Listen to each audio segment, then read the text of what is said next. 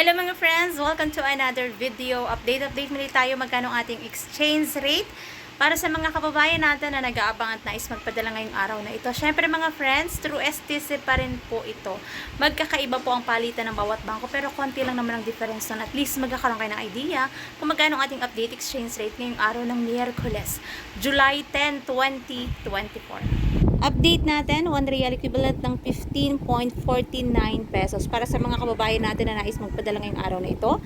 Yan po ang ating update exchange rate through STC to mga friends ngayong araw ng Miyerkules, July 10, 2024. And syempre pag nagpapadala ng pera sa Pilipinas, may binabayaran na transfer fee at meron din po yung VAT. Ang lahi ko pa rin paalala para sa bawat isa sa atin na matuto tayong mag-ipon, magtipid at matutong mag-invest. Batid natin mga friends na mahirap ang buhay sa ibang bansa.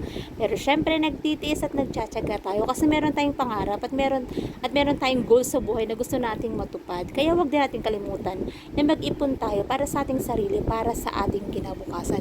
Alam natin mga friends na napakataas ng bilihin ngayon dito sa Pilipinas. At kung ikaw ay uuwi ng Pilipinas, especially para sa mga kababayan natin na naisang mag for good, napakasarap umuwi sa Pilipinas na meron kang ipon.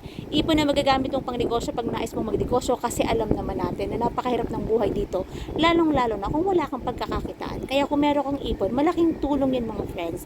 Kaya habang may panahon pa, matutong mag-ipon para sa iyong sarili at para sa iyong kinabukasan. So that's it for today's video mga friends. Thank you for watching and see you on my next update. God bless everyone. Much love.